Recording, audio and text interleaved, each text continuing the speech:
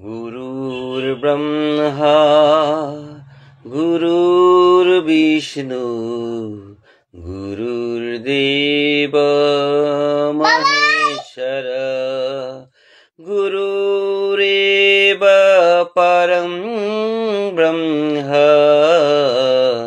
तस्मै श्री गुरुवे नमः। हे कृष्ण करुणा सिंधु दीनबंधु जगत्पते गोपेश गोपिका कांत राधाकांत नमोस्तुते। हरे कृष्ण कृष्ण कृष्ण हरे हरे हरे राम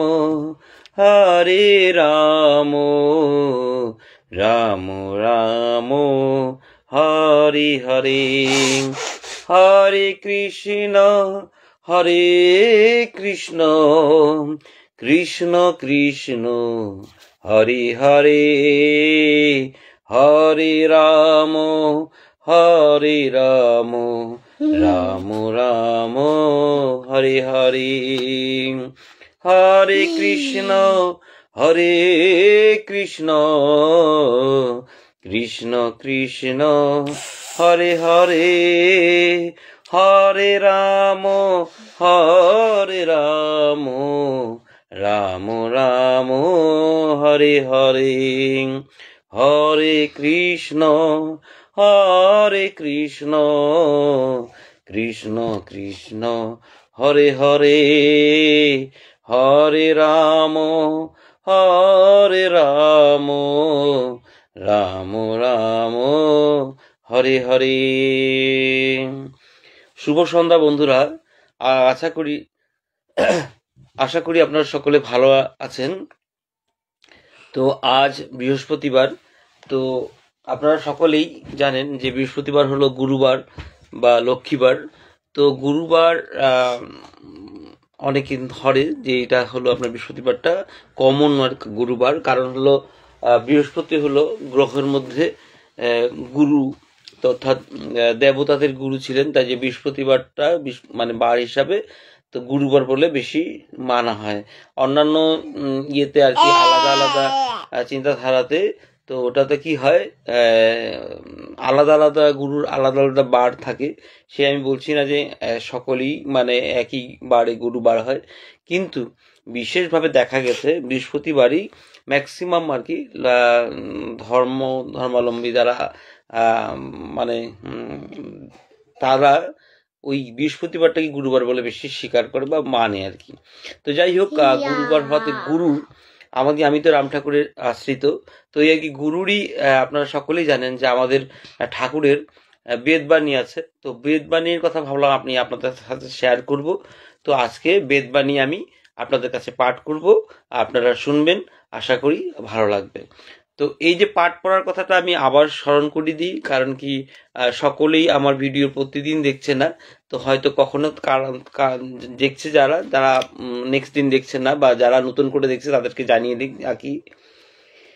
এই যে পাঠ পড়া অনুষ্ঠানটা বিশেষভাবে আমি কিন্তু আপনার বৃদ্ধা অর্থাৎ যারা বয়স্কা যারা এখন পড়তে পারছেন না বা যাদেরকে পড়ার অসুবিধা, হ্যাঁ, তাদেরকে শোনানোর জন্যই আমি চেষ্টা করছি। তো এখন শোনানোর ব্যাপারটা হলো কি, কিন্তু তারা মোবাইলটা পেয়ে গেছে, তো মোবাইলটা চালাতে শিখে গেছে বা কেউ ওদেরকে মোবাইলটা চালিয়ে শুনিয়ে দিতে পারছে। তো সেইভাবেই আর কি, যদি আপনারা যারা শুনতে পাচ্ছেন তারা যদি একটু সুযোগ করে দেন, তো সেইভাবেই আর কি বিরাট উপকৃত হবে বা তারা উপকৃত হবে যারা বয়স্কা।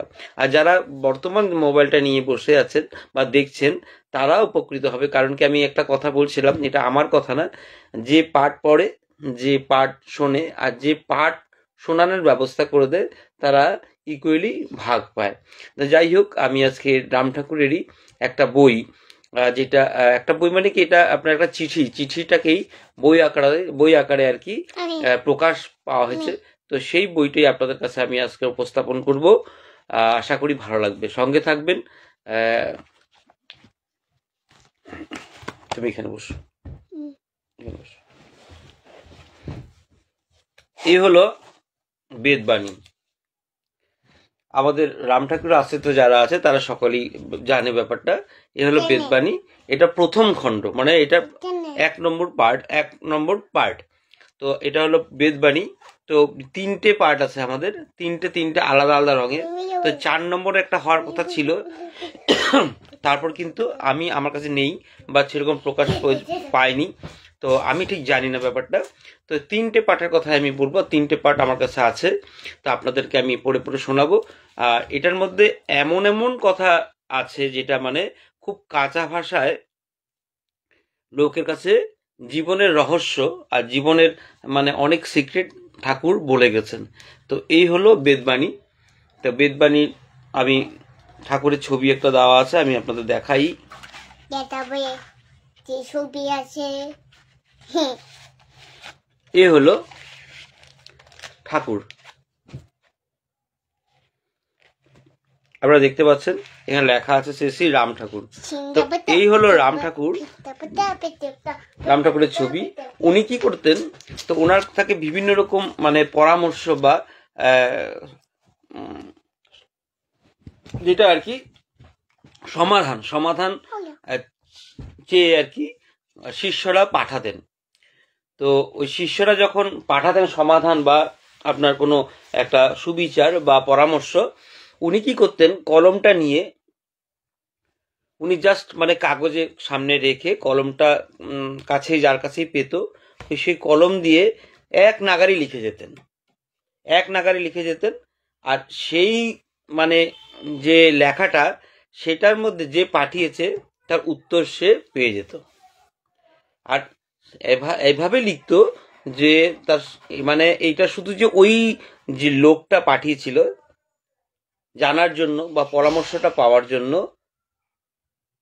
তার উত্তর তো সেই সময় সে পেয়ে গেল, কিন্তু সাথে সাথে কি হতো, এটা সর্বসাধারণের একটা সম্পদ হয়ে যেত।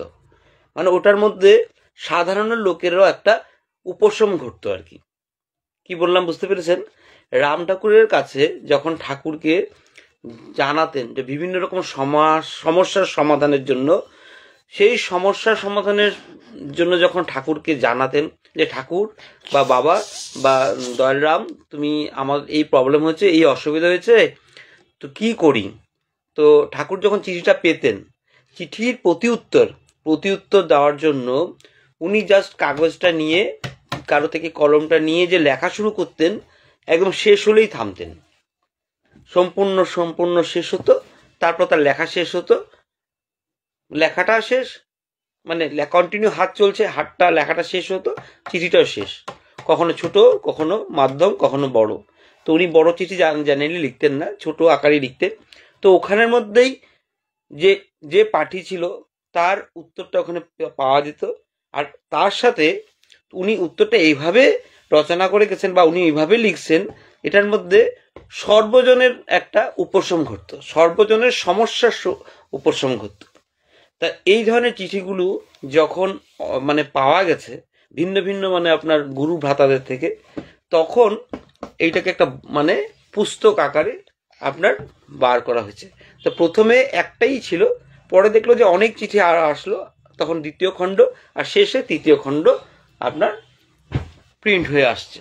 তো এখন কথা হলো কি, এই যে আপনার বেদবাণী শুরুটা থেকে আমি করছি, তো এটা অনেক মানে মাঝারি ধারার একটা বই, একদম সামান্য না, কিন্তু আমি সম্পূর্ণটা বলবো না, এটা জাস্ট মানে যেটা শুরু, তো সেই শুরুটাই আমি আপনাদের কাছে বলবো।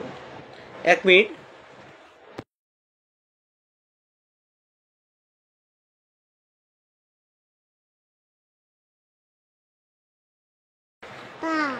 তো আমি বেদবাণীটা শুরু করছি। তো শিবাংশের দুষ্টুটা মানে বেশি হচ্ছে, তো ও এরকম করলে ওকে আমি বকা দিব, ঠিক আছে? তা আমরা শুরু করি। তো আমি রাম ঠাকুরকে প্রণাম জানাই, তার সাথে আমাদের ঠাকুর হলো কি সর্বধর্ম বর্ণ ভাষা এই ধরনের একটা কথা আছে, আর এই ধরনের অনেক লোক ঠাকুরের শিষ্য বা অনেকে দীক্ষা নিয়েছে। বা শিক্ষা নিয়েছে এই ঠাকুর।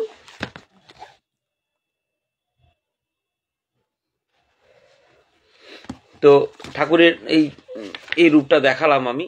ওই যে বললাম যে চিঠি লিখতো, এই চিঠি লেখার কথাটা ছবিটা এখানে আছে। বিশেষভাবে এই ফটোটার একটা মাহাত্ম্য আছে।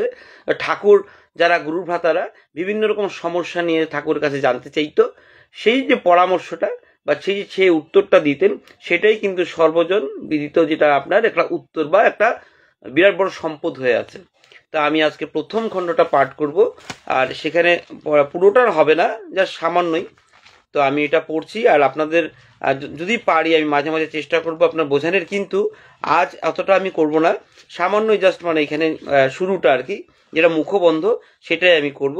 আর আশা রাখি আপনারা আমার এই পাঠটা শুনে উপকৃত হবেন আর ঠাকুরের কৃপা লাভ করবেন। তো আমি শুরু করছি। এ হলো আপনার বেদবাণী, শ্রী শ্রী রাম ঠাকুরের স্বহস্ত লিখিত পত্রাংশ সংগ্রহ।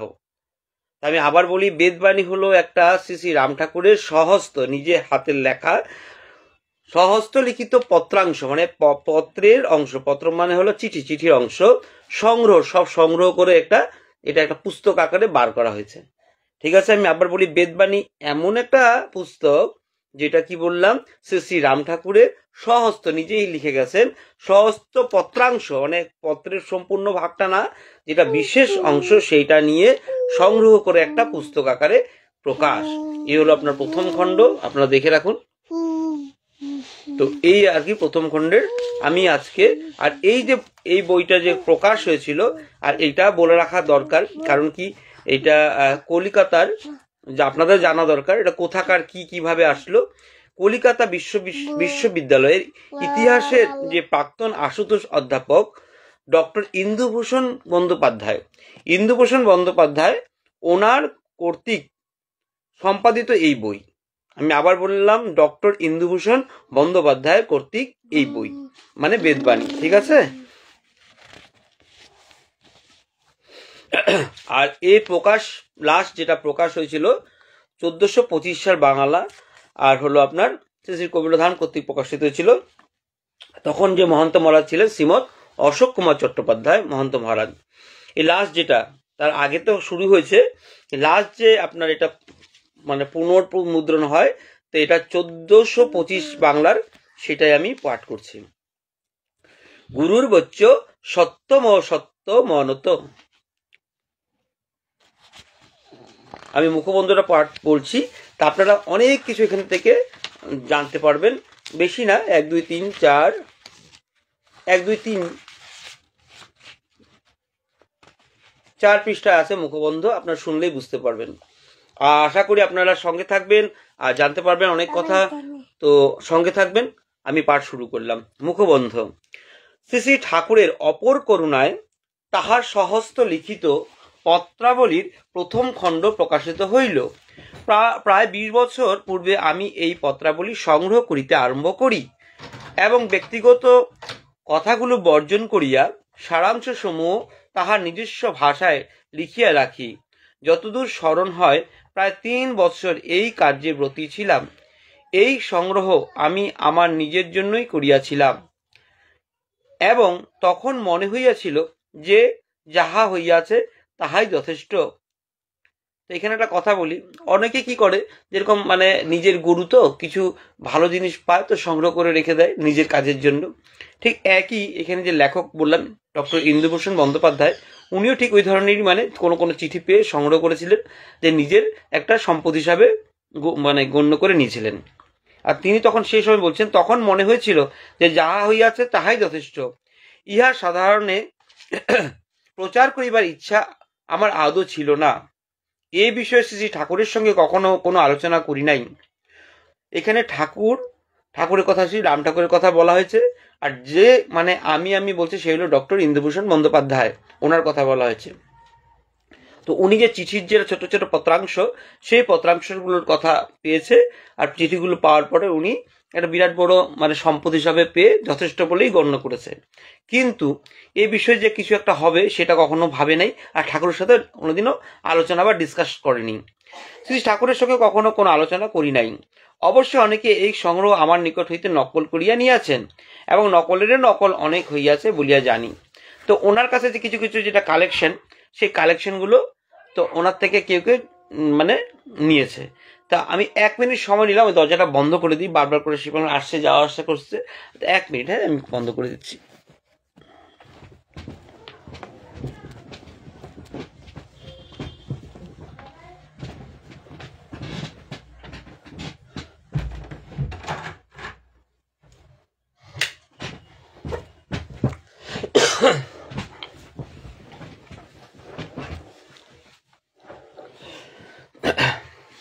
তো ওই যে যেটা সংগ্রহ আর কি, সেই সময় চিঠি, সেই সংগ্রহগুলো পেয়েছে, তো ওনাকে ওটাই সম্পদ বলে জানতো। তো অন্যান্য গুরু ভাইরা যখন জানতে পারে ওনার কাছে এরকম একটা চিঠির অংশ আছে, তো অনেকে এসে কি করতো, এটাকে আবার নকল করে নিত। নকলেরও নকল হয়েছে সেটা উনি জানতো। কিন্তু শ্রী শ্রী ঠাকুরের প্রকটলীলা সম্পন্নের পর যে নূতন পরিস্থিতি উদ্ভব হইয়াছে, তাহাতে এই পত্রাবলী স্থায়ীভাবে সংরক্ষণের প্রয়োজনীয়তা উপলব্ধি করিতে পারিতেছি এবং নূতন উদ্যমে এই কার্যে ব্রত হইয়াছি। এবার কি হয়েছে, যখন প্রকটলীলা সম্বরণ হয়, তারপর কি হয়েছে, তো বিভিন্ন রকম কতগুলো নতুন নতুন মানে কোশ্চেন আরম্ভ হয়ে গেল। তো সেই কোশ্চেনগুলো মানে কি কি কোশ্চেন সেগুলো আপনারা পাবেন, পরে আমি বলবো আর কি। তো তখন মানে কি, এই চিঠিগুলো আছে, চিঠিগুলোর একটা সংরক্ষণ, মানে এটাকে একটা মানে ভালো করে যত্ন করে কোথাও রাখা, সেটাকে একটা আকার দেওয়া, সেটার একটা প্রয়োজনীয়তা বেড়ে গেল। নূতন উদ্যমে এই কার্যে ব্রত হইয়াছি। অনেকে অনুগ্রহ করিয়া আমার নিকট শ্রী রাম ঠাকুরের সহস্ত লিখিত পত্রাবলী পাঠাইতেছেন এবং আরও অনেক পত্র ভবিষ্যতে আমার হাতে আসিবে এরূপে মনে হয়। কিন্তু ইহার জন্য অনির্দিষ্টকাল অপেক্ষা করিয়া থাকা সঙ্গত মনে না হওয়ায় কতগুলো পত্রের সার সংগ্রহ লইয়া এই প্রথম খণ্ড প্রকাশিত হইল। কি বললাম আমি, যে ঠাকুরের প্রকটলীলা সম্পন্নের পর বিভিন্ন রকম কতগুলো রিজন শুরু হয়ে গেল, বিভিন্ন রকম আলোচনা শুরু হয়ে গেল। তখন দেখা গেল যে এই চিঠিগুলো যদি প্রকাশ পাওয়া, এটাকে সংরক্ষণ করা, ওটাকে আমরা সকল মানে এটা একটা মানে একটা নির্দিষ্ট একটা প্রকাশ পাওয়াটা প্রয়োজন মনে করে সেটা চিন্তা করলো ডক্টর ইন্দুভূষণ বন্দ্যোপাধ্যায়। তারপরেও দেখা গেল চিঠি বিভিন্ন রকম জায়গা থেকে চিঠি আরো আসছে, আরো সেই পত্রাংশগুলো পাওয়া যাচ্ছে। তারপর সেগুলো কবে সে অনেক বেশি আসবে সেটার উপর গুরুত্ব না দিয়ে যা যা যা ওনার কাছে ছিল সেই দিয়ে প্রথম খণ্ড প্রকাশিত হলো। আমি ভরসা করি যে ভবিষ্যতে এইরূপ আরো 2-3 খণ্ড প্রকাশ করিতে পারিব। তো ওনার যেটা ইচ্ছা সেটা পূর্ণ হয়েছে। 3য় খণ্ড আমাদের অলরেডি প্রকাশ হয়েছে। কি প্রণালীতে পত্রাবলীর সারাংশ এই গ্রন্থে সন্নিবেশিত হইয়াছে সে সম্বন্ধে কিছু বলিয়া ব্যাখ্যা প্রয়োজন বোধ করিতেছি। প্রথমে ভাবিয়াছিলাম যে হয় কালক্রম অনুসারে নতুবা বিষয়বস্তুর ভিত্তিতে পত্রাংশগুলো সাজাইয়া গেলেই চলিবে, কিন্তু কার্যত এই দুটি পন্থার কোনটি অবলম্বন করিতে পারি নাই। শ্রী ঠাকুরের পত্রে কখনো কোনো তারিখে উল্লেখ করতেন না, সেই জন্য পোস্ট অফিসের সিল হইতে সময়োদ্ধরের চেষ্টা আমি যথাসম্ভব করিয়াছি, কিন্তু অনেক ক্ষেত্রে সেই সিলগুলো এতই অস্পষ্ট হইয়া গিয়াছে যে পাঠোদ্ধার সম্ভব হয় নাই। অনেক এনভেলাপের পত্রে শুধু পত্রখানাই আমার হস্তগত হইয়াছে, এনভেলাপ পাই নাই। হিসাব করিয়া দেখিলাম যে প্রায় অর্ধাধিক পত্রেরই তারিখ উদ্ধার করিতে পারি নাই। সুতরাং সময়ক্রমের পন্থা পরিত্যাগ করিতে হইয়াছে। এই বিষয়ে আমি অনেকের সঙ্গে আলাপ আলোচনা করিয়াছি এবং তাহাদের মধ্যে প্রায় সকলেই বিষয়বস্তু অনুসারে শ্রেণীবিভাগ করিয়া বিভিন্ন অধ্যায়ে পত্রাংশগুলি সন্নিবেশিত করিতে আমাকে উপদেশ দিয়াছেন। এই উপদেশের সারবত্তা অস্বীকার করিতে পারি না। যদিও শ্রী শ্রী ঠাকুরের অনন্য চেতা হইয়া অদ্বৈত ভাব অবলম্বনের উপদেশই পূর্বাপর দিয়া গিয়াছেন, আমাদের মতো সাধারণ জীবের পক্ষে সেই আদেশ প্রতিপালন এক প্রকার অসম্ভব বলিলেও অত্যুক্তি হইবে না। অভ্যাসযোগে থাকিতে থাকিতে হয়তো তাহার অপার করুণার একদিন সেই বাঞ্ছিত অবস্থা আমাদের আসিবে, কিন্তু আমরা প্রায় সকলেই মন বুদ্ধির আবর্তে পড়িয়া হাবুডুবু খাইতেছি। আমাদের ভাবের অন্ত নাই, চিন্তার অন্ত নাই, সেই জন্যই কখনো কোনো উপদেশ আমাদের হৃদয়গ্রাহী হইবে না, তাহারও কোনো স্থিরতা নাই। সুতরাং বিষয়বস্তুর প্রতি দৃষ্টি রাখিয়া সংসার ধর্ম, পতিব্রতা ধর্ম, নাম, অভ্যাস যোগ, পারদ্য চক্র ইত্যাদি বিভিন্ন পর্যায়ে পত্রাংশগুলিকে সাজাইয়া দিলে পাঠকের পক্ষে নিজ ভাবানুরূপ ও প্রয়োজন অনুরূপ অংশগুলো বাছিয়া লইতে কোনো অসুবিধা হয় না। কিন্তু নানা কারণে এই পথেও আমি অগ্রসর হইতে পারি না। প্রথমত কতগুলো পত্রের বিষয়বস্তু এমন ব্যাপকভাবে আছে যে ওইগুলিকে একটা কোনো বিশেষ শ্রেণীভুক্ত করা একেবারে অসম্ভব। প্রায় অর্ধাধিক পত্রই এই জাতীয়। সুতরাং পদ্ধতিতে অধিকাংশ পত্রই বিবিধ পর্যায়ে ফেলিয়া বাকিগুলি শুধু শ্রেণীবদ্ধ করা যাইতে পারিত। ইহা ছাড়া শ্রেণীবিভাগ সম্বন্ধে আপত্তির আরও একটি গুরুতর কারণ আছে। এই পত্রাংশগুলো পুনঃ পুনঃ পড়িয়া এই ধারণা আমার বদ্ধমূল হইয়াছে যে ইহার সকলগুলি একই সূত্রে গঠিত এবং একইভাবে পরিপোষক। সুতরাং সীমাবদ্ধ বুদ্ধি লইয়া কতকগুলো মন গড়া গণ্ডি টানিয়া এই পত্রাংশগুলিকে বিচ্ছিন্ন করিবার সাহস আমার হয় নাই। পত্রগুলি যেমন যেমন আসিয়াছে এবং পত্রগুলি আমি যে পর্যায়ে নকল করিয়া গিয়াছি ঠিক সেইভাবেই পরপর সাজাইয়া গ্রন্থকারে প্রকাশ করা হইল। আপনারা ঠিক বুঝতে পারছেন ওনার যার তত্ত্বাবধানে এই যে বেদবাণী প্রকাশ হয়েছে ডক্টর ইন্দুভূষণ বন্দ্যোপাধ্যায়ের, যে ওনার সেই সময় যে কতগুলো তার ধারণা মনে আসছিল সেগুলো এখানের মধ্যে বলল যে এই কারণে উনি এইভাবে এই বইটা বা যেটা প্রথম খণ্ড বেদবাণী এইভাবে প্রকাশ করলেন। তো আমি তারপরেগুলো বলছি, শুনবেন। আমরা যাহাকে বিদ্যা বলি, শ্রী ঠাকুর সে বিদ্যার বিশেষ কোনো ধারিতেন না। অতি শৈশবেই তাহার পাঠশালার পাঠ সাঙ্গ হইয়াছিল। কাজেই তাহার পত্রাবলীর মধ্যে তথাকথিত বর্ণশুদ্ধি ও ব্যাকরণের দোষটি সময়ে সময়ে দৃষ্টিগোচর হইবে, ইহাতে আশ্চর্য হইবার কিছুই নাই। কিন্তু এগুলি আমাদের প্রচলিত নিয়মে পরিবর্তিত করিয়া শুদ্ধ করিবার স্পর্ধা আমার হয় নাই।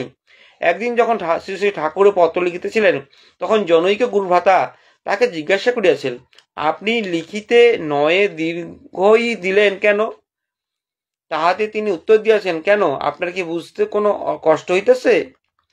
আমি একটা কথা এখানে বলি, আমাদের ঠাকুর কিন্তু খুব যেটা কথ্য ভাষা, বিশেষ কিন্তু কথ্য ভাষায় অনেক কথা বলতেন। তো আমি কিছু কিছু জায়গায় ঠাকুরের যে বলার ভঙ্গিমা বা যেভাবে উনি কথ্য ভাষায় কথা বলতেন সেভাবেই পড়বো, আর সেখানে আমি আর ওইভাবে আপনাদের কাছে পরিবেশন করব। আর এখানে আমি আরেকটা কথা বলি, যে আমি এখানে হয়তো একটা ভুল করতে যাচ্ছি, কিন্তু সেই ভুলটা যেন ঠাকুর আমাকে ক্ষমা করেন। হ্যাঁ, আমার যদি কোনো মনের মধ্যে অহংকার আসে, তার সাথে আমার যদি মনে করে আমি অনেক জানি ভাবটা আসে, ঠাকুর যেন আমাকে সেখান থেকে ক্ষমা করেন, আমাকে যেন কৃপা করেন, যেন আমি যেন ঠিকঠাক করে সুন্দর করে পড়তে পারি, তার সেভাবে যেন আপনাদের কাছে উপস্থাপন করে আপনাদের কাছে যেন পৌঁছে দিতে পারি। আর ঠাকুরকে আমি সেই আর কি ভগবানকে আমি স্মরণ করে ঠাকুর কাছে ক্ষমা চাইছি, যেন আমার মনের মধ্যে সেই ক্ষমা আমার মনের মধ্যে যেন সেই অহংকারটা আমার মধ্যেও সেই জ্ঞানের যেটা আলোটা জ্বালিয়ে দেয় আর অহংকারটা যেন মুছে দেয়, আপনাদের কাছে যেন আমি ঠিকঠাক পৌঁছে দিতে পারি। তো ওইখানে বলছেন আর কি যে আপনার নয়ে দীর্ঘিকার দিলেন কেন? এক গুরু ভ্রাতা যখন জিজ্ঞেস করেছে, তাহাতে তিনি উত্তর করিয়াছিলেন কেন, আপনার কি বুঝতে কোনো কষ্ট হইতেছে? তো ওইখানে উনি ওই রকম কথ্য ভাষায় কথা বলতেন। বস্তুত যেখানে সঠিক পাঠোদ্ধার সম্ভব হইয়াছে সেখানে বর্ণশুদ্ধি বা ব্যাকরণের দোষ ত্রুটির জন্য পত্রগুলির মর্মার্থ বুঝিয়া লইতে বিশেষ কোনো অসুবিধা হয় এরূপ বলিতে পারি না। শ্রী ঠাকুরের পত্র লেখাও এক অভিনব ব্যাপার ছিল, ইহা দেখিবার সৌভাগ্য আমার অনেকবার হইয়াছে। সকল সময় লক্ষ্য করিয়াছি যে তিনি পোস্টকার্ড কিংবা চিঠির কাগজ হাতে লইয়া এক ধারায় লিখিয়া গিয়াছেন, লেখা শেষ হইলে ফিরিয়া পড়িতেও কখনো দেখি নাই। আমি যে আপনাদেরকে আগে বললাম, উনি যখন চিঠি লিখতেন, উনি যে পোস্টকার্ড বা কাগজটা নিতেন না, কলমটা নিয়ে লেখা শুরু করতেন, যেখানে শেষ হতো ও লেখা শেষ।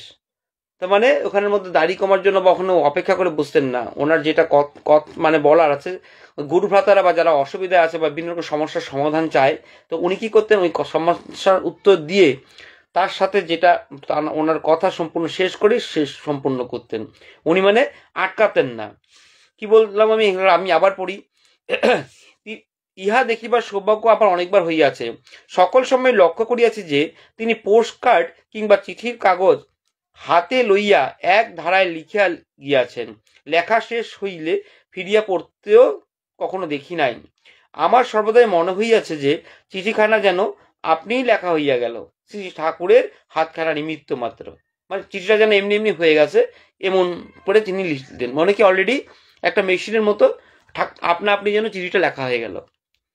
জাস্ট নিমিত্ত মতো ঠাকুর হলো জাস্ট কলমটা ধরেছে, লেখাটা নিজে নিজেই হয়ে গেছে, মানে কম্পিউটারাইজ, মানে ওরকম টাইপের একটা ভাব উনি ফিলিং করেছিল, মানে ফিলিংস একটা আসছিল। মন কিংবা বুদ্ধির কোনো ক্রিয়া যেন ইহাতে নাই। যখন ঠাকুর লিখতেন একেবারে সে লিখে লিখে যেতেন। আর এটা মানে এই যে ইন্দুভূষণ, ডক্টর ইন্দুভূষণ বন্দ্যোপাধ্যায় ওনার যেটা মানে ভাব, ওনার ভাবটা প্রকাশ করে এই কথাটাই বলছেন। উনি কিন্তু ওনার একটা ডিগ্রি আছে, সেই ডিগ্রিটা আপনাদের বলে দিই।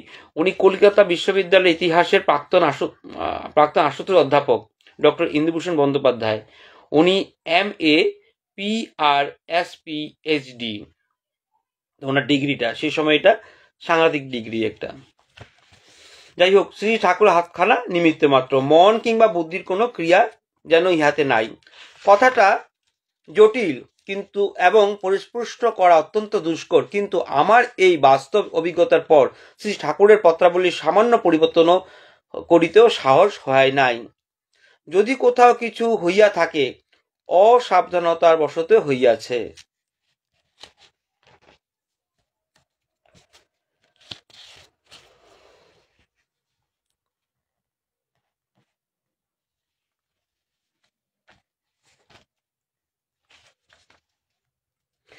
উনি বলছেন যে কিছু জায়গায় বুঝি ভুল থেকে গেছে, সেটা অসাবধানতা, নিজে ইচ্ছা করে তার ঠাকুরের কথাগুলিকে নিয়ে মানে চেঞ্জ করতে যায়নি।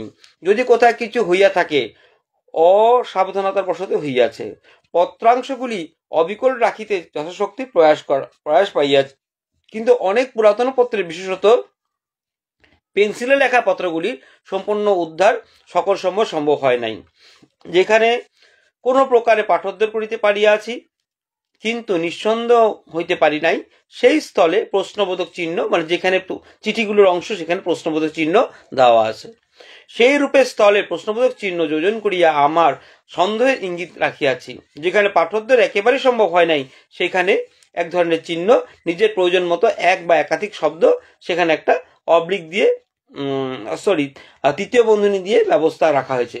এইরূপ দ্বিতীয় বন্ধনীর ভিতর বসাইয়া দিয়াছি। প্রায় অধিকাংশ পত্রের প্রথমাংশ শেষাংশ বর্জন করা হইয়াছে। কারণ কি আমি বললাম, চিঠিতে অনেক লেখাই আছে, তার মধ্যে এটা মূল লেখা, যে মূল অংশ সেটা রাখা হয়েছে, আর প্রথমাংশ শেষাংশ এটা বর্জন করা হয়েছে, সেটা জানিয়েছে। কারণ ব্যক্তিগত কথাগুলো প্রায় দুইটি স্থানে থাকে।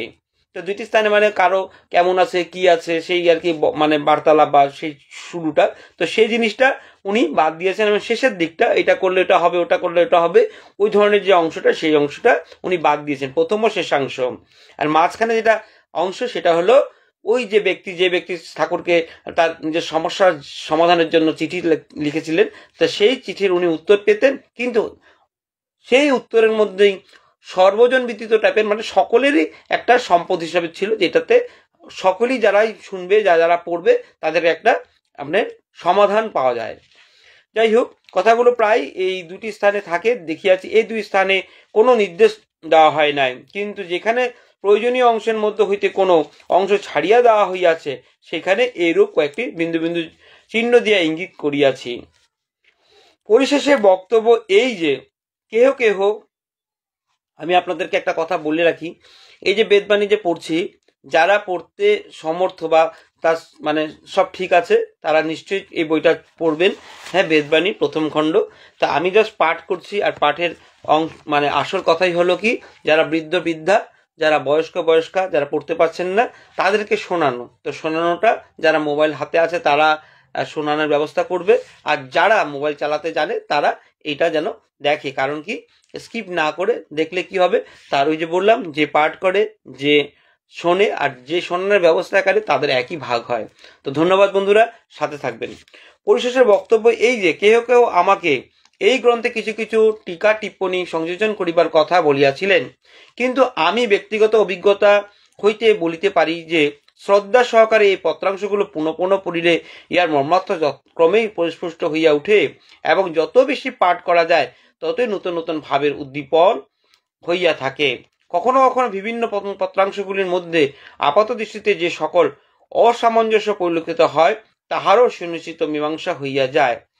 আমি যাহা বুঝিয়াছি তাহাই যে ঠিক, এইরূপ স্পর্ধা আমার নাই। সুতরাং আমার ভাব অন্যের উপর চাপাইবার চেষ্টা হইতে বিরত হইলাম। আমি এই কথাটা আমি আবার বলে দিই, এই যে আপনার মানে আপনি বেদবাণী যখন পড়বেন বা শুনবেন, তো এখানের মধ্যে যে শ্রীমদ্ ভগবদ গীতা আছে, আপনারা আজকে পড়লেন, পড়ার পর একটা বুঝতে পারলেন, আপনি বুঝে সেটা এগিয়ে যেতে পারবেন, নিজের কর্ম করতে পারবেন।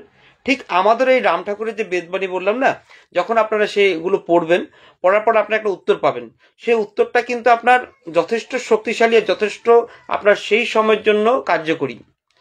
কিন্তু এটা আপনার শেষবারের জন্য না, আপনি যখন আরেকবার পড়বেন না, আরেকবার আপনাকে সেই আরেকটা উত্তর দিতে সাহায্য করে। তো সেই জায়গাটার মধ্যে যে এখানে ইন্দুভূষণ বন্দ্যোপাধ্যায় মহাশয় যে বলছেন কথাটা, সেই কথাটা কিন্তু আমারও, যে এখানে আপনারা যে এই জায়গাটা যে বলছেন আপনার, সে স্পর্ধা আমার নেই, তো ঠিক এই স্পর্ধাটা আমারও নেই, আপনারা আমার ক্ষমা করবেন। এই জায়গাটার মধ্যে আমি আপনাদেরকে এই যে মানে ডক্টর ইন্দুভূষণ বন্দ্যোপাধ্যায়, ওনার সাথে আমার একমত।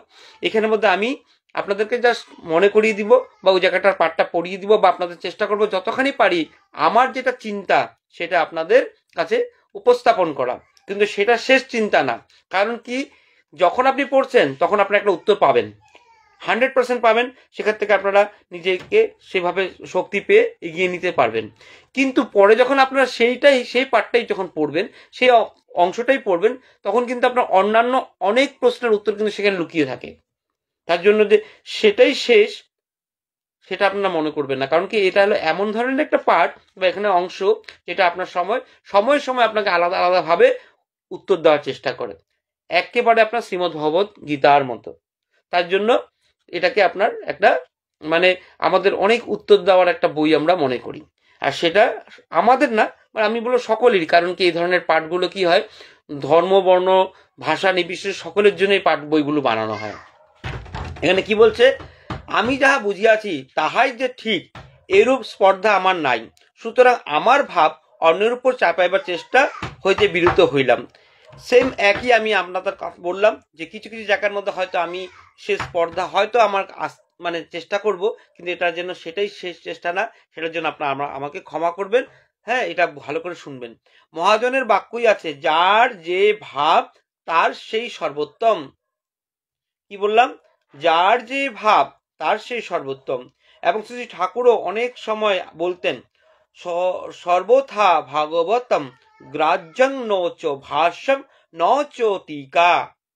আমি আবার পড়ি, শুনবেন। সর্বথা ভাগবতম গ্রাহ্যং নচ ভাষ্যং নচ টিকা। তাহার পবিত্র রাতুল শ্রীচরণে প্রার্থনা করে যেন এই পত্রাংশগুলো আলোচনা করিয়া পাঠকবর্গ নিজ নিজ ভাবের উৎকর্ষ সাধন করিয়া সত্যপথে অগ্রসর হইতে পারেন। আমার নিজের সীমাবদ্ধ বলিয়া বিবেচনা যাহা বুঝিয়াছি, অপরকে সেই রূপে বুঝিতে হইবে এরূপ আমার ধারণা নাই। এই একই কথা আমার ভিতরের কথা উনি লিখেছেন। আর আমার মনে হয় যখনই যে পড়বে, এই যে ওনার যে কথাটা বললাম, ডক্টর ইন্দুভূষণ বন্দ্যোপাধ্যায় এই কথাটা যে লিখে গেছেন না, শেষের লাইন বা মাঝখানে কয়েকটা কথা বললেন, একই কথা আপনাদের মনে আসবে। আপনারা যখনই পড়বেন, আমার নিজের সীমাবদ্ধ বুদ্ধি বুঝেন, আমার যেটা জ্ঞান, এটা আমার একটা নিজস্ব, সেখানের মধ্যে আমি যা বুঝতে পারলাম যে সেটাই শেষ, তা না। কারণ কি, এই পত্রাংশগুলো আপনাকে বারে বারে আলাদা আলাদা উত্তর দেওয়ার চেষ্টা করে আর করবেও। আপনারা যখন আমি পড়তে থাকবো, আপনারা দেখবেন হয়তো এইটা উত্তর আপনার কাছে এটা পৌঁছে যাচ্ছে, সেটা উত্তর অন্য কোনো যারা শুনতে পাচ্ছেন শ্রোতারা, তারা কিন্তু আলাদা একটা উত্তর পাওয়ার চেষ্টা করবে। এটা আমি গ্যারেন্টি দিই। কারণ কি, এটা আমি আজকের থেকে না, আমি যখন থেকে এটার বোঝার শক্তি হয়েছে তখন থেকে আমি শুনে শুনে আসছি, তখন পড়ে পড়ে আসছি। যখনই আমি পড়েছি আমাকে আলাদা আলাদা ভাবে উত্তর দিতে সাহায্য করেছে। এখানে শেষ কথাটা আমি আরেকবার বলি, লেখকের যে লেখাটা, সেই লেখাটা আমি পাঠ করছি, আর সেই লেখাটা একদম আমি একমত, তাই আমি আমার হয়েও কথাটা বলছি। আমার নিজের সীমাবদ্ধ বুদ্ধি বিবেচনা যাহা বুঝিয়াছি, অপরকে যে সেরূপই বুঝতে হইবে এরূপ আমার ধারণা নাই। তো জয়রাম। তো আজকে মুখবন্ধ এখানেই শেষ হলো।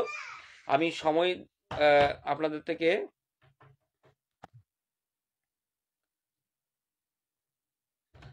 থেকে প্রায় এখন 35 মিনিট হয়ে গেছে।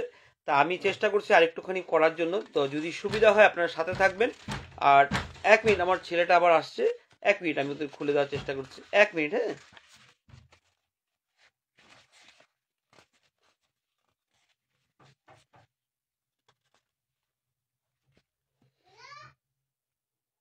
হ্যাঁ, হ্যাঁ বাবা খুলছি, সঙ্গে থাকবেন। 1 মিনিট, আমার ছেলেটা আসছে, খুলে দিচ্ছি।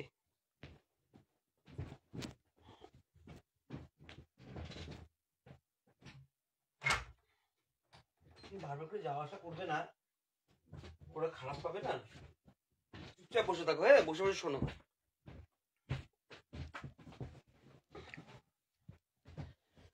তো এই হলো আপনার বেদবাণী প্রথম খণ্ডের মুখবন্ধ, সেটা আপনাদের কাছে আমি পাঠ করলাম। এইবার আপনাদের কাছে আমি শুরু করছি তো বেদবাণী। কিন্তু বেদবাণী পাঠ করার আগে তা আপনাদের সকলের মনে প্রশ্ন জাগবে যে কিছু কিছু প্রশ্নের উদয় হবে। সেই প্রশ্নের উদয়গুলো আমি আপনাদের কাছে তুলে ধরার চেষ্টা করছি। তা আপনারা সাথে থাকবেন, শুনবেন, আশা করি এখানে উত্তরগুলো পাবেন।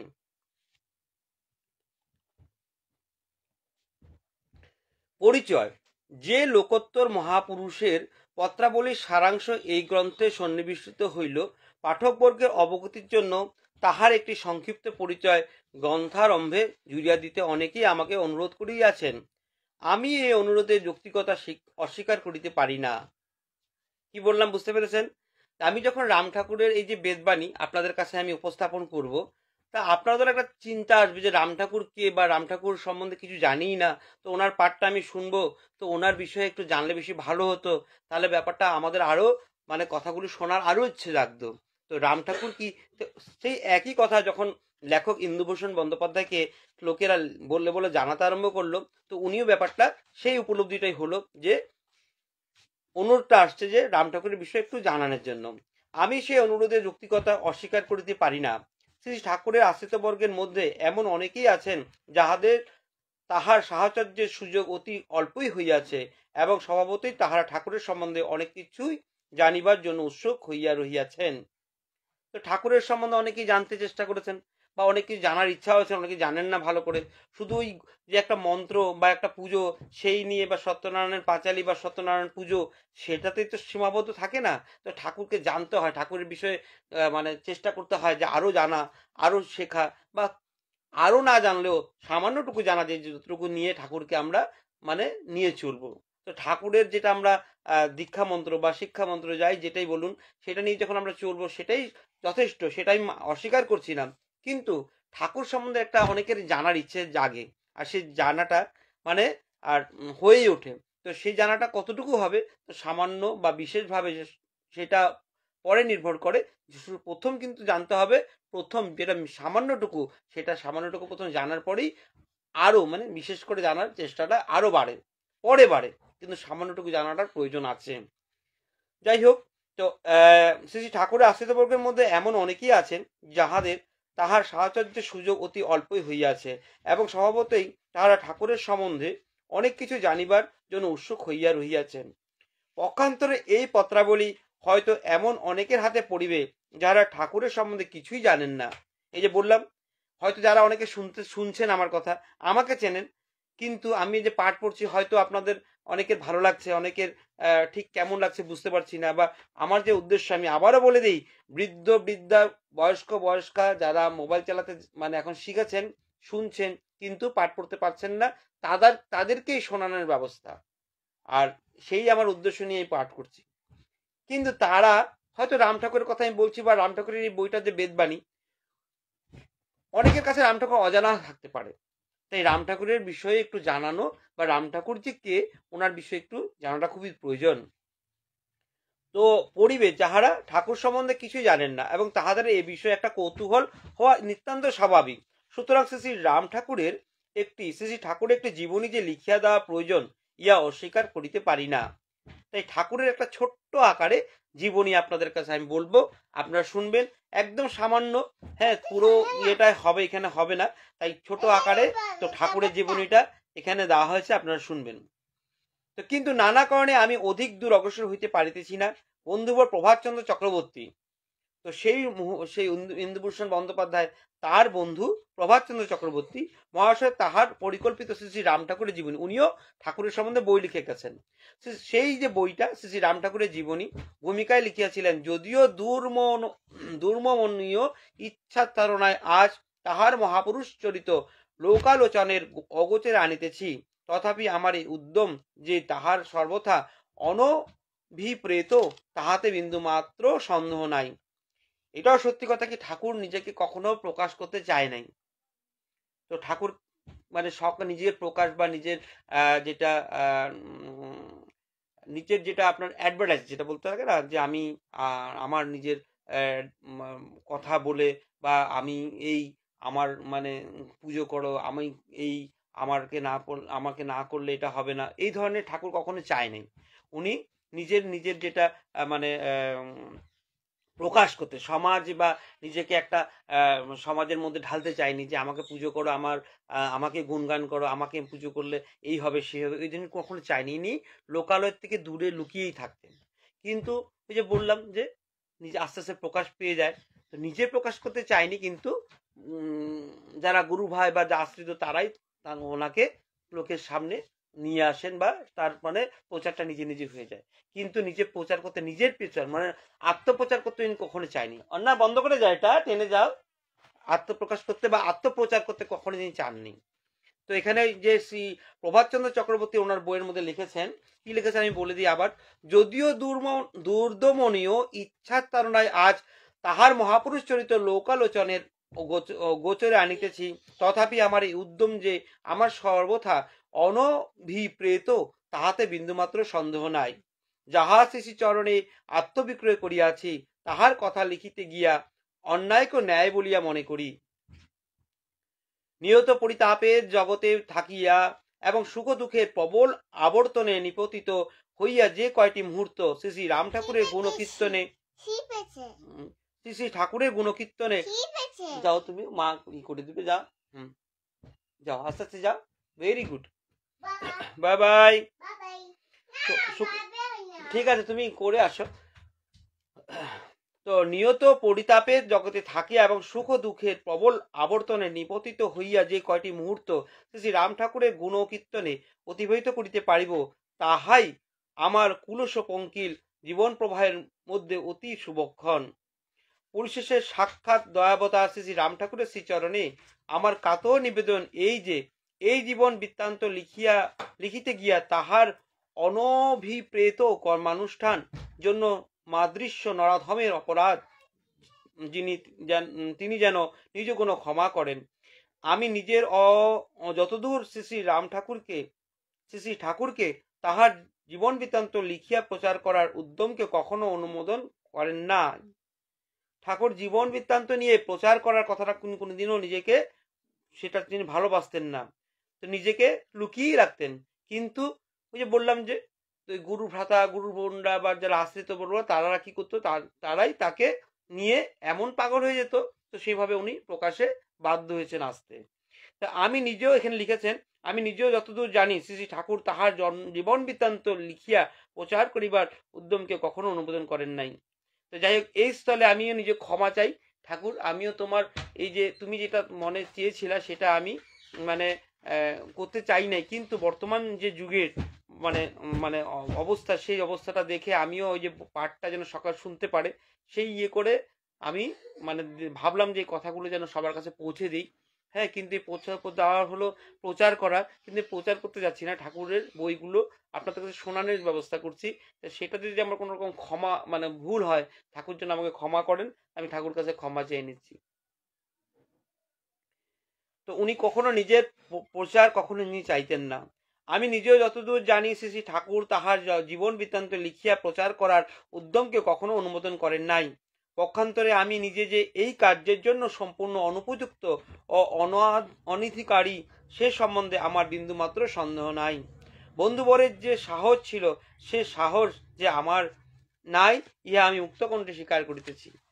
যাই হোক, এখানের মধ্যে আমি আমার ভুল স্বীকার করলাম। আমিও ঠাকুরের যেটা প্রচার কার্য, সে কার্যটা উনি যখন চাইতেন না, সেটা আমি মানে করার কোনো আমার ইচ্ছা নেই। কিন্তু বর্তমানে যখন আপনাদের কাছে লাইভে আসছে, ফেসবুকে আসছে, আপনাদেরকে শোনানোর ব্যবস্থা করছি, সেখানে পাঠ পড়ার কথাটা আসছে, তো ঠাকুরের কথাটা আপনাদের কাছে পৌঁছে যাচ্ছে, তো সেই জায়গাটাতে আমার ইচ্ছা না, বর্তমান সময়ে বা আপনাদের হয়তো সৌভাগ্য বা ঠাকুরের হয়তো এই জায়গাটা আমাকে ব্যবস্থা করার জন্য হয়তো একটা সুবিধা করেছে, নাহলে তো এতদিন আমি করি নাই কোনোদিনও। তা কেন আজকে হঠাৎ করে করছি, তাই সেই আর কি। যদি কোনো রকম ভুল ভ্রান্তি হয়, ঠাকুরের কাছে ক্ষমা চেয়ে আমি আবার এগিয়ে যাচ্ছি।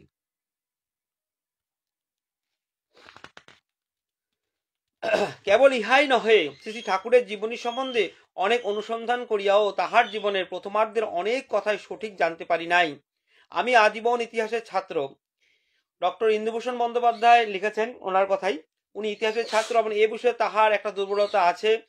নিশ্চিত হইতে না পারিলে তাহারা আমরা সহজে কোনো কথা লিপিবদ্ধ করিতে চাহি না। সুতরাং শ্রী ঠাকুরের জীবনী লেখার ভার ভবিষ্যৎ এবং উপযুক্ততর পাত্রের হস্তে ছাড়িয়া দিয়া আমি অতি সংক্ষেপেই আমার বক্তব্য শেষ করিব। তো উনি কি বলছেন, উনি ইতিহাসের ছাত্র ছিলেন, তো ওনার সেই সম্পূর্ণ একটা প্রমাণ না পেলে উনি কিছু করতেন না, কিন্তু উনি সেই প্রমাণের জন্য আর অপেক্ষা না করে উনি যতখানি পেয়েছেন সেভাবেই ওনার উপস্থাপন করেছেন।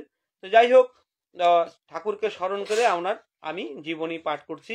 আর সেখানে যে কোনো রকম ভুলভ্রান্তি হয় আপনারা ক্ষমা করবেন, ঠাকুর যেন আমাকে ক্ষমা করেন আর কৃপা করেন, যেন আমি সেই আশায় রইলাম। আর আপনার সাথে থাকবেন।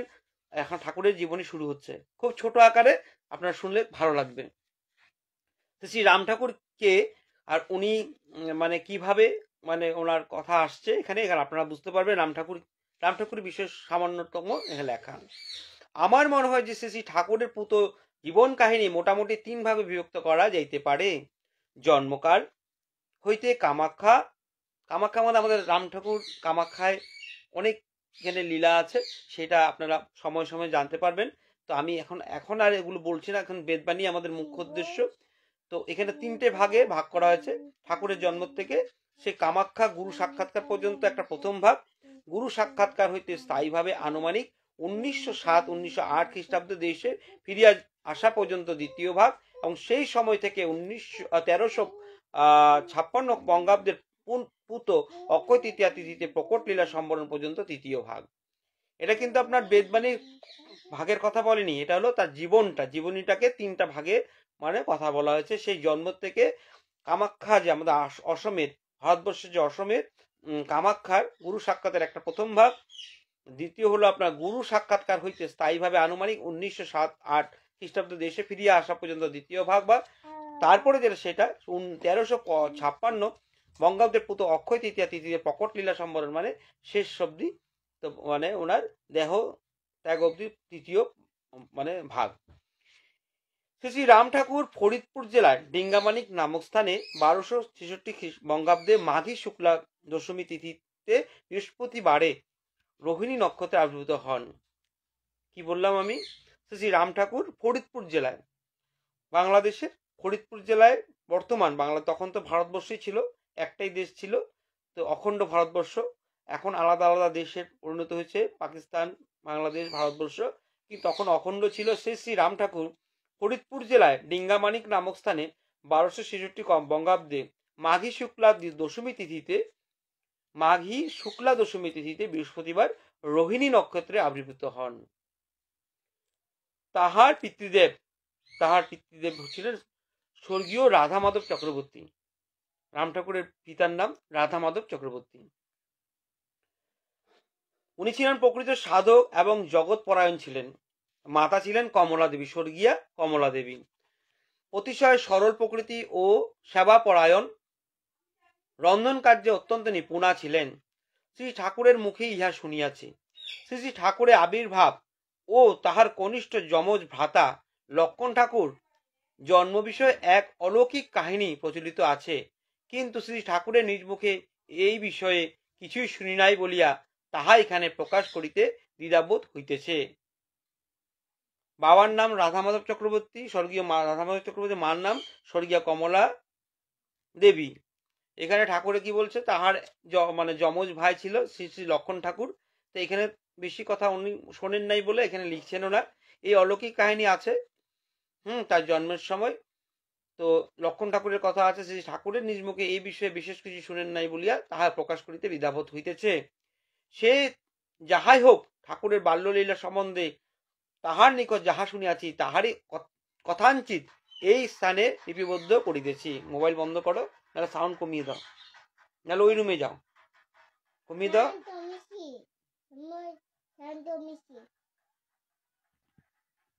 তুমি ওই রুমে যাও, আমি পাঠ করছি না, তাহলে আমি এখানে পাঠ করতে পারবো না। না, তুমি ওই রুমে যাও।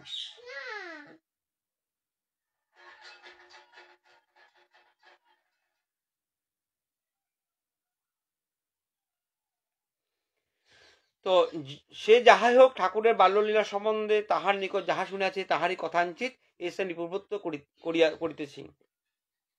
যাহারা শ্রী ঠাকুরের সহিত পরিচিত তাহারা সকলেই জানেন যে তিনি নামমাত্র আহার করিতেন, সামান্য আহার করতেন। মানে উনি যে আহার করেছেন, তো অনেকে দেখতেনই না, কখন খেতেন কখনো দেখতেন না, বা সামান্য একটু মুখে দিতেন, সেই ধরনেরই তার আহার ছিল।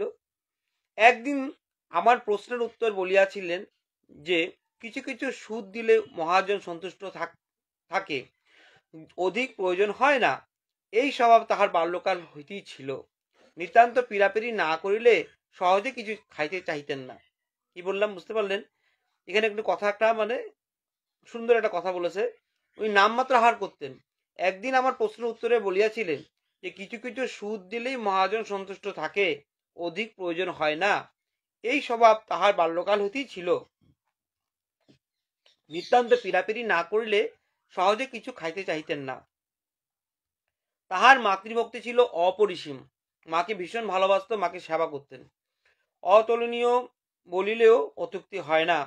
কিন্তু এই আহারের ব্যাপার লইয়া মাতা পিতৃ বাদ বিসম্বাদের অন্ত ছিল না। মার সাথে ছেলের মানে রাম ঠাকুরের নিজের মার সাথে প্রায় ব্যাপারটা নিয়ে মানে একটা যুদ্ধ হতো, খেতে চাইতো না। তো শ্রী ঠাকুরের মধ্যে জীবনও যখন তিনি ঘুরিয়া ফিরিয়া মাঝে মাঝে দেশে আসতেন, তখনও এই আহার লইয়া মাতার সহিত তাহার মতান্তর ঘটিত। মাতার স্বভাবতই ইচ্ছা হইত যে নানাবিধ ব্যঞ্জনাদি রন্ধন করিয়া সম্মুখে বসাইয়া পুত্রকে পরিতোষপূর্বক ভোজন করানো। এদিকে ঠাকুর জঙ্গল হইতে কতগুলো লতা পাতা কুড়াইয়া আনিয়া তাহাই সিদ্ধ করিয়া আহার করিয়া বসিতেন। মা বিভিন্ন রকম ব্যঞ্জনাদি বিভিন্ন রকম তার তরি তরকারি বানিয়ে রাম ঠাকুরকে মানে খাওয়াবে বলে ভাবতেন। আর এদিকে রাম ঠাকুর কি করতো? ওগুলো খেতেন না। ওগুলো কি করতো? জঙ্গলের মধ্যে ঘুরে ফুরে কিছু লতা পাতা শিকড় টিকড় এগুলো এনে সিদ্ধ করে ওই টুকটাক খেয়ে হয়ে যেত। এই প্রসঙ্গে ঠাকুর নিজেই বলিয়াছেন, কখনো কাহাকে কোনো কষ্ট দিয়াছি বলিয়া মনে পড়ে না, শুধু খাওয়া লইয়া মাকে অনেক কষ্ট দিয়াছি। ঠাকুর নিজেই বলছেন এই খাওয়ার নিয়ে তার ঠাকুরের একটা অসুবিধা থাকতো, উনি খেতে চাইতেন না। আর মার সাথে বললাম যে একটা সবসময় মতান্তর ছিল, মা খাওয়াতে আসলে বিভিন্ন রকম করে অজুহাত দেখিয়ে খেতেন না। হ্যাঁ, তো যদিও খেতেন সামান্যটুকু খেয়ে শেষ। তো ওটাই মানে মাকে কষ্ট দিয়েছে তিনি স্বীকার করেছেন, শুধু খাওয়া লইয়া মাকে অনেক কষ্ট দিয়েছে। শৈশব কাল হইতে শ্রী ঠাকুর একটু অনন্য সাধারণ ছিলেন। তিনি নিজের সম্বন্ধে বেশি কিছু কখনো বলিতে চাইতেন না, কিন্তু তথাপি তাহার কতগুলো কথার ভাবে আমার মনে হইয়াছে যে তিনি জাতিশ্বর হইয়াই আবির্ভূত হইয়াছিলেন। জাতিশ্বর মানে আপনারা সকলেই জানেন। তো উনি স্মরণ রাখার সে আগের পুরনো কথা স্মরণ রাখার একটা যে সেটা তো মানে সাধারণ ব্যক্তিরা পান না। তো ওটা ওনার মধ্যে একটা ছিল, সেই আর কি লেখক ডক্টর ইন্দুভূষণ বন্দ্যোপাধ্যায় উনি সেই জিনিসটা ঠাকুরের মধ্যে প্রতিফলিত হতে দেখেছেন। তো সেই কথাটা উনি উল্লেখ করলেন। সেই জন্যই বাল্যকালে তাহার কথাবার্তা ও আচরণ অনেক সময় বিস্ময়ের উদ্রেক করত, মানে কিছু কিছু আলাদা ধরনের সে ট্রিট করত। শৈশব হইতে তিনি একাকী নিজ মনে থাকতেই পছন্দ করতেন, একা একা থাকতে বেশি পছন্দ করতেন, একা একা ধ্যান করতেন। হ্যাঁ, তখন বলবো আমি কয়েকটা কথা। কালী পুজো একাকী নিজ মনে থাকতেই পছন্দ করতেন, এবং কালী পুজো, হরি পুজো ইত্যাদি তাহার বাল্য খেলা ছিল। ছেলেরা অন্যান্য খেলা করতো, কিন্তু উনি কি করতেন? কালী পূজা করতো, হরি পুজো মানে শ্রীকৃষ্ণের পুজো করতো, হরিকে সেবা দিত, একা একা ধ্যান করতো, একা একা থাকতো, জঙ্গলে জঙ্গলে ঘুরে বেড়াতো। কখনো কখনো পাতা কুড়িয়ে আনতো, কখনো শিকড় দেখতো। এই ধরনের তার খেলা ছিল। সামান্য কিছুদিন পাঠশালায় যাতায়াত করিয়াছিলেন, কিন্তু আমাদের এই লৌকিক বিদ্যা তাহার বিশেষ কোনো প্রয়োজন না থাকায় অধিক দূর অগ্রসর হন নাই। উনি বেশি যে অনেক কিছু পাঠ করে এই পাশ করেছেন ওই পাশ করেছেন ওই রকম না, উনি সামান্যটুকু যতখানি পাঠশালায় গিয়ে পড়াশোনা করতে হয় ততটুকু জ্ঞান তার ওনার নিয়ে নিয়েছেন, কিন্তু বিশেষ কোনো মানে পাঠের জন্য উনি করেননি। কি বলছে এখানে, এই লৌকিক বিদ্যা তাহার বিশেষ কোনো প্রয়োজন না থাকায় অধিক দূর অগ্রসর হন নাই। বাল্যকালে ঠাকুরের এক প্রধান আকর্ষণ ছিলেন তাহার পিতৃদেবের গুরুদেব শিবতুল্য পরম তাপস স্বর্গীয় মৃত্যুঞ্জয় ন্যায় পঞ্চানন। এই যে নামটা বলছি আপনারা সকলেই জানেন যে একজন গুরুর আবশ্যক, তো ঠিক এই ধরনেরই ওনার যে পিতৃদেব ছিলেন, কি নামটা বলছিলাম মনে আছে না, রাধা মাধব চক্রবর্তী, ওনার যে গুরু কি নাম, মৃত্যুঞ্জয় ন্যায় পঞ্চানন। তো গুরু, ওনার পিতারও গুরু ছিলেন, তিনি ঠাকুরকে অত্যন্ত ভালোবাসতেন। ঠাকুরের মুখে শুনিয়াছি যে তাহার পিতৃদেব যখন মৃত্যুসজ্জায় সেই সময় গুরুদেব কাছাড় হইতে তাহার বাড়িতে আগমন করেন এবং পিতৃদেবের গাত্রে পদস্পর্শ করার সঙ্গে সঙ্গে তাহার দেহত্যাগ হয়। আর এই কথাটা জানিয়ে রাখি, এই যে স্বর্গীয় মৃত্যুঞ্জয় ন্যায় পঞ্চানন স্বর্গীয় রাধা মাধব চক্রবর্তী রাম ঠাকুরের যে পিতা, তাকে কথা দিয়েছিলেন যে মৃত্যুর সময় উনি আসবেন। তা সেই আর কি যখন মৃত্যুসজ্জা আছেন, সেই গুরুদেব কাছাড় থেকে আসছেন ওনার বাড়িতে আসার পরে তো ওনার পিতাকে সেই স্পর্শ করার পর ওনার সাথে সাথে দেহত্যাগ হয়, পদস্পর্শ করার সঙ্গে সঙ্গে তার দেহত্যাগ হয়। ইহার প্রায় 1 বছর পরে ফরিদপুর জেলায় জবসা নামক গ্রামে গুরুদেব অসুস্থ হইয়া পড়েন। স্বর্গীয় মৃত্যুঞ্জয় ন্যায় পঞ্চানন উনি অসুস্থ হয়ে পড়েন। এই সংবাদ শুনিয়া শ্রী ঠাকুর তার মাতার সহিত গুরুদেবকে দেখতে যান। এই যে গুরুদেব স্বর্গীয় মৃত্যুঞ্জয় ন্যায় পঞ্চানন, ওনাকে গুরুদেব খুব ভালোবাসত, মানে রাম ঠাকুর খুব ভালোবাসত। আর রাম ঠাকুরকেও পিতার যে গুরুদেব স্বর্গীয় ন্যায় পঞ্চানন অর্থাৎ মৃত্যুঞ্জয় ন্যায় পঞ্চানন, উনিও ভালোবাসতেন।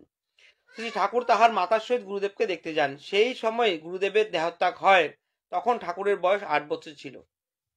ইহার পর কোন এক অক্ষয় তৃতীয়া তিথিতে তিনি সূক্ষ্ম দেহ, আপনারা জানেন তো, যারা সাধন ভজন বা যারা সাধক, যারা সাধনা করেন, তাদের মানে বিভিন্ন রকম মানে শক্তি উপার্জন করেন সূক্ষ্ম দেহ।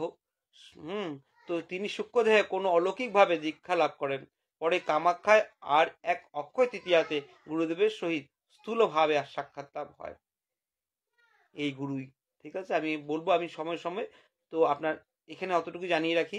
ইহার পর কোনো এক অক্ষয় তৃতীয়া তিথিতে তিনি সূক্ষ্মে কোনো অলৌকিকভাবে দীক্ষা লাভ করেন এবং পরে কামাখ্যা, যে আমাদের যে অসমের যে আসামে আর কি, আসামের যে কামাখ্যা, অসমের কামাখ্যার আর এক অক্ষয় তৃতীয়াতে গুরুদেবের সহিত স্থূলভাবে সাক্ষাৎ লাভ হয়। এই সময় ঠাকুরের বয়স কত ছিল তা সঠিক জানতে পারি নাই। ঠাকুরের জীবনে দ্বিতীয় অধ্যায় আরম্ভ হলো, এখানে বলছি অত্যন্ত কুহেলিকাচ্ছন্ন, মানে ভালো করে যে আপনার একটা সেটা মানে এখানে বলা কঠিন, তো সম্পূর্ণভাবে তথ্যগুলো পাওয়া যায়নি। কামাখ্যা হইতে তিনি তদীয় গুরুদেবের সহিত নিরুদ্দেশ হইয়া যান ও আনুমানিক 8-10 বছর পর দেশে ফিরিয়া আসেন। সম্ভবত ইহার কিছু পরেই তিনি নোয়াখালী চলিয়া যান এবং সেখানে ও ফেনীতে কয়েক বছর অতিবাহিত করেন। কবিবর নবীনচন্দ্র সেন লিখিয়াছেন যে ঠাকুরের, ও নবীনচন্দ্র সেন আপনারা জানেন বাংলার অনেক কবি আছেন, তো বাংলার অনেক লেখা বাংলা সাহিত্যে আছেন। তো নবীনচন্দ্র সেনের লেখাতে ঠাকুরের অনেক লেখাই পাওয়া যায় রাম ঠাকুরের কথা। তো নবীনচন্দ্র সেন লিখিয়াছিলেন যে ঠাকুরের বয়স যখন 26-27 বছর, তখন ফেনীতে ঠাকুরের সঙ্গে তাহার পরিচয় হয়। যখন ঠাকুরের বয়স 26-27 বছর, তো ওনার সাথে পরিচয় হয়। সেই সময় ফেনী ও নোয়াখালীর কতগুলো ঘটনা তিনি উল্লেখ করিয়াছেন। আমার জীবন চতুর্থ খণ্ড, প্রচারক না প্রবঞ্চক, রবীন্দ্রচন্দ্র সেন কতগুলো বই লিখেছেন, অনেক বই লিখেছেন, তার মধ্যে আমার জীবন বলে একটা চতুর্থ খণ্ড, সেখানে মধ্যে প্রচারক না প্রবঞ্চক। কিন্তু ইহার পরেই আবার ঠাকুর নিরুদ্দেশ হইয়া যান।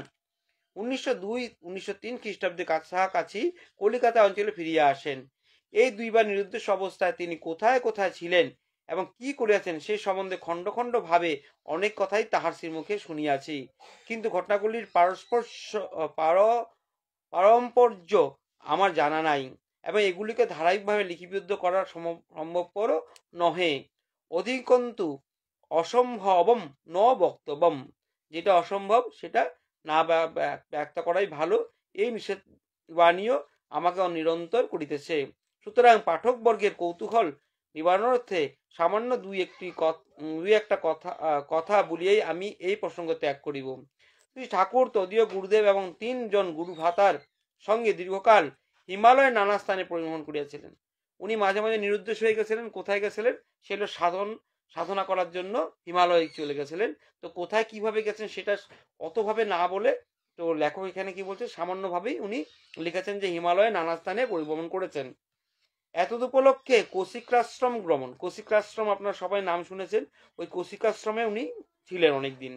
কয়েকজন বিরাটাকার মহাপুরুষের দর্শন, 3 মাসাধিক কাল তাহাদের সেবা, বিশাল আকারের সেই সাধুদের সেবা করেছিলেন। তারপর ওখানে অনেকদিন থেকেছিলেন, 3 মাসাধিক ওখানে ছিলেন। বশিষ্ঠাশ্রমের গমন করেছিলেন। পথে হরগরি রূপে বালক বালিকার সহিত সাক্ষাৎ হয়েছিলেন। তাহাদের কি বললাম, হরগরি রূপধারী বালক বালিকার সহিত সাক্ষাৎ, তাহাদের গুহার রাত্রি যাপন, গুরুদেব ও গুরুভাতাগণের সহিত বিচ্ছিন্ন হইয়া পড়া, পরদিবস ও প্রাতকালে উন্নত পুরুষ, রক্তচন্দন চর্চিত দেহ, রক্ত জবাব মালাধারী এক বৃদ্ধ কর্তৃক প্রদর্শন এবং মুহূর্ত মধ্যে বশিষ্ঠাশ্রমে প্রত্যাবর্তন, তথায় শ্রী গুরুগণের সহিত যজ্ঞানুষ্ঠান ইত্যাদি অনেক কথা শ্রী শ্রী ঠাকুরের মুখে শুনিয়াছি। গাজিয়াবাদের নিকট এক অরণ্যে তিনি দীর্ঘকাল তপশ্চর্যায় নিযুক্ত ছিলেন। রাজপুতনায় কোনো এক ভক্তগৃহে বর্ষাধিকার কাল যাপন করেন। কিন্তু ঠাকুরের নিষেধ বাক্য স্মরণ করিয়া আমি আর অধিক দূর অগ্রসর হইতেছি না, পাঠকবর্গ ক্ষমা করবেন। তো লেখক এখানে বলছেন সেই একই আর কি, উনি বেশি যখন বলছেন না তো ওখানে সমাপ্ত করেছেন। এখানেই হলো তার দ্বিতীয় একটা জীবনের খণ্ড। এবার পূর্বে বলিয়াছি যে আনুমানিক 1902-1903 খ্রিস্টাব্দে তিনি কলকাতা অঞ্চলে ফিরিয়া আসেন। 1903 খ্রিস্টাব্দে তাহার মাতৃবিয়োগ হয়, তার মায়ের মানে মৃত্যু হয়। সেই সময় তিনি কালীঘাটে ছিলেন, পশ্চিমবঙ্গের কালীঘাটে উনি তখন ছিলেন, দেশে যান নাই। ইহার পর তিনি কলকাতার নিকটবর্তী দেশে, মানে আমরা বাংলাদেশের কথা বলা হয়েছে, তখন তো অখণ্ড ভারতবর্ষ ছিল, দেশ স্বাধীনতাদিনের ব্যাপার ছিল না, তো পুরো দেশটাই একটা দেশ ছিল। কিন্তু সে সময় ওইরকমই ধরনের যারা মানে নিজের নিজের প্রদেশ হিসাবে ভাগ করে নিত, দেশ বলতো। যারা বিহারের লোক তারা নিজের বিহারকে দেশ বলে বলতো, বাংলা দেশ বলে বলতো, ঠিক এরকম টাইপের রাজস্থান দেশ বলে বলতো, গুজরাটের দেশ বলে বলতো, এরকম দেশ বলে উল্লেখ আছে, এখানে ওই ধরনেরই লেখা আছে। এরপর তিনি কলিকাতার নিকটবর্তী সুবিখ্যাত পল্লী উত্তরপাড়ায় কয়েক বৎসর অতিবাহিত করেন। হঠাৎ একদিন এক বস্ত্রে বাহির হইয়া যান। বৎসরাধিক কাল দাক্ষিণাতে নানা স্থানে পদব্রজে ভ্রমণ করিয়া 1907 খ্রিস্টাব্দের শেষ ভাগে কিংবা 1908 খ্রিস্টাব্দের প্রথম ভাগে দেশে ফিরিয়া আসেন। এই সময় তাহার তিরোভাব 18 বৈশাখ 1356 পর্যন্ত তিনি লোকালয়ে কাটাইয়া গিয়াছেন এবং অযাচিত ভাবে লোকের ঘরে ঘরে যাইয়া কৃপা বিতরণ করিয়া তাহাদিগকে কৃতকৃতার্থ করিয়াছেন। অহেতুকী কৃপা সিন্ধু, উনি কৃপা সিন্ধু ওনাকে ডাকতো, কারণ কি উনি অহেতুক কৃপা সিন্ধু, মানে উনি জানতে যে মানে ওনার কৃপার প্রয়োজন, তা উনি গিয়ে ওখানে কৃপা করতেন। কথাটা তাৎপর্য তাহাকে দেখিয়াই সম্যক উপলব্ধি করিতে পারিয়াছি। কত লোক যে তাহার শ্রীচরণাশ্রয় পাইয়া ধন্য হইয়াছেন তার সঠিক সংখ্যা কাহারও জানা নাই, কিন্তু এই সংখ্যা যে অত্যন্ত লক্ষাধিক হইবেই এরূপ মনে করিবার যথেষ্ট কারণ আছে। চট্টগ্রাম, ফেনী, নোয়াখালী, কুমিল্লা প্রভৃতি স্থানে তিনি সর্বজন বিদিত হইয়া বলিলেও বোধ হয় অত্যুক্তি হইবে না। হিন্দু মুসলমান নির্বিশেষে তিনি সকলেরই ভক্তি ও শ্রদ্ধার পাত্র ছিলেন। জীবনের শেষে অল্পধিক 6 বছর তিনি ভাগ্যবান ভ্রাতা শ্রী উপেন্দ্র কুমার সাহা এবং নরেন্দ্রনাথ ভূঁইয়াকে সেবাধিকার প্রদান করিয়া তাহাদের সাহচর্যে নোয়াখালী জেলায় চৌমিনী নামক স্থানে কাটাইয়া গিয়াছেন। আপনারা সকলে শুনলেন, এই জায়গাটা আমি আবার বলি। হিন্দু মুসলমান নির্বিশেষে তিনি সকলেরই ভক্তি ও শ্রদ্ধা পাত্র ছিলেন। জীবনের শেষে অল্পাধিক 6 বছর তিনি ভাগ্যবান ভ্রাতা উপেন্দ্র কুমার সাহা নরেন্দ্রনাথ ভূঁইয়াকে সেবাধিকার প্রদান করিয়া উপেন্দ্র কুমার সাহা নরেন্দ্র কুমার ভূঁইয়াকে সেবাধিকার প্রদান করিয়া তাহার সাহচর্য নোয়াখালী জেলায় চৌমুনিতে নামক স্থানে কাটাইয়া গিয়াছেন। পূর্বে বলিয়াছি যে 1356 বঙ্গাব্দে 18 বৈশাখ পবিত্র অক্ষয় তৃতীয়া তিথিতে বেলা 10:30 সময় তিনি প্রকট লীলা সম্বরণ করেন। উনি অক্ষয় তৃতীয়ার দিন প্রকট লীলা সম্বরণ করেন। তো এই হলো শেষ পৃষ্ঠা, এখানে আমি শেষ করব। চৌমুনিতে তাহাকে সমাধিস্থ করা হয় এবং তথায় বর্তমান একটি আশ্রম স্থাপিত হইয়াছে। ঠাকুরের জীবদ্দশাতেই চট্টগ্রাম পাহাড়তলিতে তাহার পুত্র জন্মভূমি লিঙ্গামানিকে আর কলিকাতা উপকণ্ঠে যাদবপুরে আরও 3টি আশ্রম প্রতিষ্ঠিত হয়। আমি আবার বলি প্রধান প্রধান যেগুলো আমাদের আশ্রমের কথা। ঠাকুরের জীবদ্দশায় চট্টগ্রাম পাহাড়তলিতে তাহার পুত্র জন্মভূমি লিঙ্গামানিকে কলিকাতার উপকণ্ঠে যাদবপুরে আরো 3টি আশ্রম স্থাপন করা হয়। তো চৌমুনিতে তো বললাম সমাধিস্থ করা হয়, চৌমুনিতে একটা আশ্রম আছে। তাছাড়া আপনার যাদবপুরে আছে আমাদের এই বর্তমান ভারতবর্ষে, আর ওখানেই লিঙ্গামানিকে একটা আছে, আর তার জীবদ্দশায় চট্টগ্রাম পাহাড়তলিতে একটা আশ্রম আছে। এই পরিচিতি পড়িয়া যে কেহ সন্তুষ্ট হইতে পারিবেন না বলাই বাহুল্য। খুবই সামান্যভাবে এখানে দেওয়া হয়েছে। তা আপনারা যারা শুনলেন, যারা শ্রোতা, তাদেরকে আমি বলি এই সামান্য তার জীবনী পড়ে বা সামান্য একটা জীবনী জেনে আপনারা সন্তুষ্ট হতে পারবেন, এটা আমারও জানা। তা আপনারা অন্যান্য বইগুলো আমি নিশ্চয়ই পড়বো, আপনাদেরকে জানাবো, আপনাদেরকে শোনাবো, এটা কথা রইল। হ্যাঁ, আপনারা আশীর্বাদ করবেন যেন আমি একের পর এক সব বইগুলো আপনাদের শোনাতে পারি। তো এই বেদবাণীর যে অংশের কথাটা আছে সেই কথাটা আমি আবার বললাম যে এখানে আপনারা খুশি হতে পারবেন না, সেটা জানা আছে লেখকের ডক্টর ইন্দুভূষণ বন্দ্যোপাধ্যায়। তো সেই কথাটা আমি আপনাদেরকে স্মরণ করি, আপনাদের কথা দিলাম আগামী দিনে আমি ঠাকুরের বই আরো পড়বো, সেখানে আপনারা ঠাকুরকে আরো ভালোভাবে জানতে পারবেন। যাই হোক, এই অংশে যা আছে আমি সেটা পড়ে এখানে আমি সমাপ্তির দিকে যাচ্ছি। এই পরিচিতি পড়িয়া যে কেউ সন্তুষ্ট হইতে পারিবেন না তাহা বলাই বাহুল্য। অনেকে হয়তো বলিবেন যে ইহা না লিখিলেই ভালো হইতো, এবং কৌতূহলের উদ্রেক করিয়া তাহা নিবারণে কোনো চেষ্টা না করিয়া আমি অত্যন্ত অন্যায় করিয়াছি। পূর্বে বলিয়াছি ও পরিশেষে আবার বলিতেছি যে ইহার অধিক সাধ্য আমার নাই, এবং আমি পুনরায় আমার এই অপরাগতার জন্য পাঠকবর্গের মার্জনা ভিক্ষা করিতেছি। তবে ইহাও নিঃসংকোচে বলিতে পারি যে ঠাকুরের লীলা কথা আলোচনা করিতে আমরা অনেকেই সম্পূর্ণ অযোগ্য ও অনধিকারী, এবং এই পত্রাংশগুলি তাহার প্রকৃষ্ট পরিচয়। এই কথাটি মনে প্রাণে মানিয়া লওয়াই আমাদের পক্ষে সর্বতভাবে মঙ্গলপ্রদ, সন্দেহ নাই। মানে ঠাকুরকে এই যে পত্রাংশগুলো বা বেদবাণীগুলো, বেদবাণী তার জন্যই বলা হয়েছে। তো এগুলো পড়লেই ঠাকুরের আমরা আরো ভালোভাবে জানতে পারবো, এই কথাটা এখানে মূল উদ্দেশ্য। এই আর কি, বিশেষ করে জানতে গেলে ঠাকুরের জীবন কাহিনী পড়তে হবে, জানতে হবে। তো এখানে শেষ লাইন দিয়েছে এই ধরনের, ঠাকুরের লীলা কথা আলোচনা করিতে আমরা অনেকেই সম্পূর্ণ অযোগ্য, অনধিকারী। এই পত্রাংশগুলি তাহার প্রকৃষ্ট পরিচয়। এই কথাটি মনে প্রাণে মানিয়া লওয়াই আমাদের পক্ষে সর্বতভাবে মঙ্গলপ্রদ, সন্দেহ নাই। তো যাই হোক, তো ঠাকুরকে জানতে হলে আমরা আরো ভালো করে জানবো, সে তো আছেই, কিন্তু বর্তমান যে বেদবাণী, বেদবাণীর মধ্যে যেটা কথা বলেছে যে ঠাকুরের যে পত্রাংশগুলো আমরা পড়বো, তো সেখান থেকে ঠাকুরকে আমরা আরো বেশি ভালো করে জানতে পারবো।